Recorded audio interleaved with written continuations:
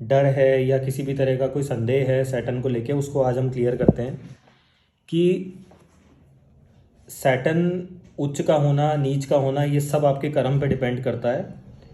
अगर सैटर्न आपकी कुंडली में किसी ऐसे स्थान पे है कि वो कोई आपको कह रहा है कि वो नीच का है, तो नीच का होने का मतलब है कि आपको अपनी लाइफ में परिश्रम ज़्यादा करना है, संघर्ष थोड़ा सा ज़्यादा होगा। तो कभी भी आपको हार्ड वर्क करना पड़े, संघर्ष करना पड़े, तो आप उससे डरे नहीं। मान लीजिए कि सैटर्न को हमने जैसे स्लो मूविंग प्लैनेट माना है। जब कभी आपने सुना हो तो शन शन चले शनिचर, दैट मीन्स कि स्लोली स्लोली सैटर्न मूव करता है। तो सैटर्न महादशा में एक तो क्या होता है कि एक ह्यूमन टेंडेंसी है कि आप थोड़े से आलसी हो जाते हैं। तो एक तो आलस का त्याग करें, और कभी देखा हो कि ये स्लो मूविंग प्लैनेट है तो इसके लिए हम एक रेमेडी बताते हैं कि आप शनि मंदिर जाके और शनि देव को तेल चढ़ाएं। तो इसके पीछे ये लॉजिक है, मैं आपको बता रहा हूँ कि कोई भी रेमेडी आप करते हैं तो आप लॉजिक्स को समझें कि आपको जो रेमेडी बताई गई है वो मार्स की है। तो मार्स क्या है? एनर्जेटिक प्लैनेट है। अपन कहते हैं ना इसका मंगल तेज है, इसको गुस्सा बहुत आता है। तो कोई भी चीज़ मार्स की होगी तो वो एनर्जी देगी। तो यदि हम शनि देव पे तेल चढ़ा रहे हैं तो तेल कैसे बनता है आप देखें कि किसी भी चीज़ का बीज का अगर आप तेल निकालते हैं, दैट मीन्स कि आपने उसका पूरा सत निकाल दिया। कई मशीन में उसको आप प्यूरिफाई करते हैं या उसको पूरा निचोड़ लेते हैं, तो उसकी सारी एनर्जी आपने ले ली और वो फिर आप उस तेल के अंदर लाते हैं। तो इस केस में सरसों का तेल होता है। और कभी आप दिया जलाते हैं तो देखिए आप कि तेल में इतनी एनर्जी होती है कि जैसे ही आप इग्नाइट करते हैं तो तेल तुरंत आग पकड़ लेता है। दैट मीन्स कि आपने एनर्जी दी उसको।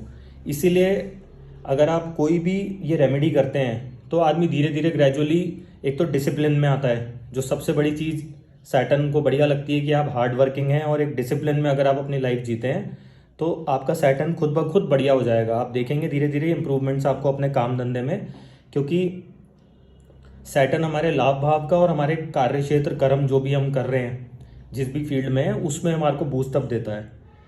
प्लस अगर मान लीजिए किसी की कुंडली में सैटर्न 1 नंबर की राशि में मेष में है या कहीं पे भी बैठा है, उसका सिग्निफिकेंस है, तो सैटर्न ये कहता है कि आप हार्ड वर्क करें। तो इसका एक बेसिक सिंपल सी चीज़ है, आप ये भी कर सकते हैं कि सुबह पहले उठ के या शाम को जैसे भी आपका वर्किंग रूटीन है, आप एक बार जिम जरूर जाएं। जिम जाने से क्या होता है कि जो सैटर्न का एक सिग्निफिकेंस है कि आप पसीना बहाएं और लेबर की तरह काम करें, तो वो सिग्निफिकेंस को आप पूरा कर रहे हैं। तो लॉजिकली अगर हम देखें कि अगर हम ये सारे पैरामीटर पूरे करते हैं तो फिर हमारा सैटर्न कैसे खराब हुआ? अगर आपने कर्म सही कर लिए और जो जो चीज़ वो ग्रह आपको कह रहा है कि मेरे अलाइनमेंट में चलो, तो आप नमस्कार करके उसके साथ ही चलो ना। आप अगर वेट पुट ऑन होगा तो आपका आलस होएगा। आलस होने से आप अगर कोई फिजिकल एक्टिविटी नहीं कर रहे तो अल्टीमेटली आपका कोलेस्ट्रॉल बन रहा है, उससे आपको कोई हार्ट स्ट्रोक आ सकता है, ब्रेन स्ट्रोक आ सकता है, कुछ भी हो सकता है। तो वो भी एक गलत चीज़ है आपके लिए। तो अगर हम फिटनेस पे भी ध्यान दे रहे हैं तो अल्टीमेटली हम अपने ग्रह भी सही कर रहे हैं और एक रेमेडियल मेजर्स भी आप कर रहे हैं। प्लस अगर किसी का तुला का शनि हो और उसको भी लग रहा हो कि मेरा काम सही नहीं चल रहा है या कुछ पार्टनरशिप इश्यूज आ रहे हैं, तो ऐसे व्यक्ति के लिए कि आप इसके सिग्निफिकेंस को ढूंढें। लॉजिकली अगर आप किसी चीज़ पे बात करेंगे तो आपको ये बहुत ही सरल लगेगी ज्योतिष की, अच्छा इसीलिए मेरे को किसी ने ऐसा बोला है ये उपाय करने के लिए या ये रेमेडी करने के लिए। तो अगर मान लीजिए आपका लीब्रा का शनि है आपकी कुंडली में, जिन लोगों को ज्योतिष का थोड़ा बहुत ज्ञान है तो वो चीज़ समझ सकते हैं, जिनको नहीं है वो किसी एस्ट्रोलॉजर को रेफ़र करें या मुझे रेफ़र कर सकते हैं, जैसा उनको ठीक लगे। तो लीब्रा के शनि में आप क्या कर सकते हैं कि ब्लैक कलर का कपड़ा लें और हर शनिवार को जो एक प्रोसेस होता है कि आप तेल भी चढ़ा रहे हैं तो शनिदेव को वो कपड़ा अर्पित करें। तो लीब्रा मीन्स शुक्र का साइन आ गया, शुक्र माने क्लॉथ हो गया, और काला कपड़ा मतलब शनि का हो गया।